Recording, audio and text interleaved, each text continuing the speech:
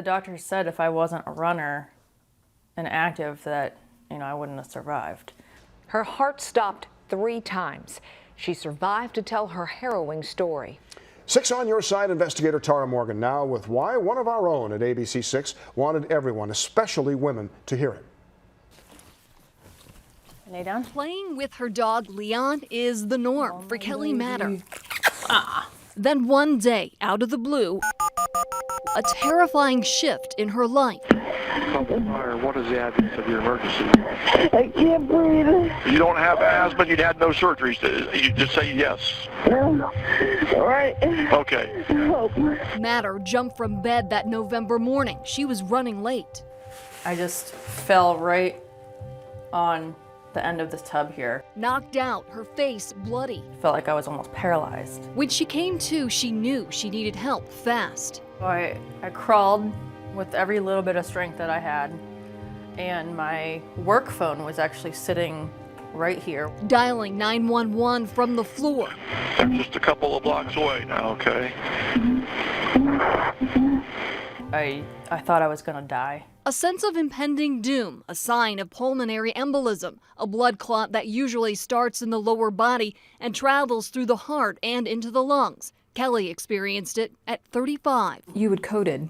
Yeah, 3 times.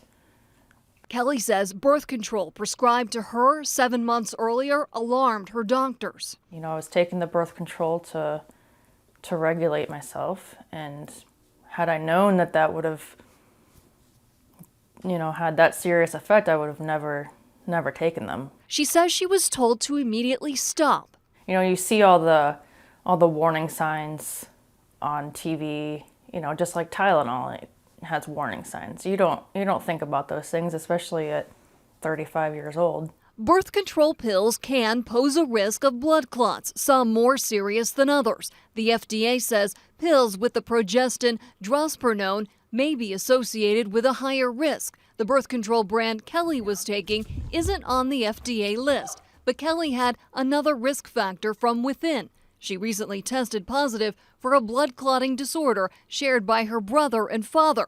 Dr. Jorge Rios was Kelly's hematologist. And with that is combined with another factor such as, for example, use of oral contraceptives or smoking or pregnancy, that can be a bad combination that can increase the risk of having a blood clot significantly. Kelly's heart stopped as medics brought her into the ER at Mount Carmel St. Anne's. The hospital's surgical services director says Kelly's heartbeat came back for a little bit. It stopped for a second time in the CAT scan and then a third right after. Kelly's parents and siblings had been called in to say their goodbyes. 10 hours away, not knowing if I was gonna be surviving, and my brother had packed for a funeral. And they had no idea what was gonna happen. There, monitor for their vitals. An emergency that stood out to staff at St. Anne's. See someone come through that's similar in age to yourself, it really opens your eyes. RN specialist Tyler McNutt says they acted fast. They did find a good amount of blood clot in her lungs. They used a mechanical thrombectomy, which is basically like a giant syringe that used pressure to suck the blood clots out of her lungs. Kelly's health scare deepened in the hospital. She died, and she thankfully was able to be brought back to life. But at that time, she was so sick that we really did not know. Her hand turned black, blue, and numb. Another clot needed to come out. They couldn't find a pulse in my hand. It's unusual for somebody to have blood clots on the veins and on the arteries at the same time. But you're good now. I'm good. Looking back, Kelly remembers telling colleagues at work she didn't feel right the night before. I came home that night and took out Leon, and I jogged for a quick second with him so that's what we do.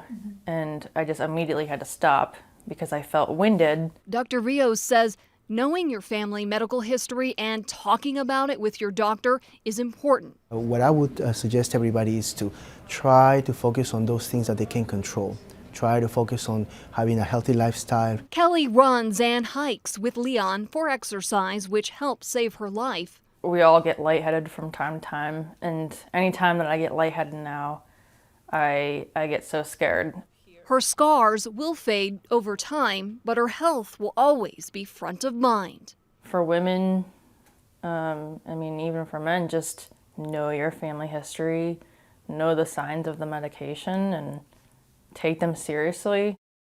Kelly will now need tests twice a year to check for blood clots. Next month, she has a follow-up at the Cleveland Clinic. Tara Morgan, 6 on Your Side.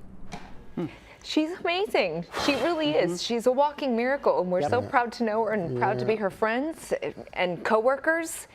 And so happy that she's okay. So And grateful. thank goodness for that team at Malcommer for the job that they did that night, because they were amazed. I walked in to go and see her, and 3 people by the time I'd gotten to her room had expressed how miraculous this was. So well done to those folks and the fine work that they did that night. Glad that she's okay. Yep.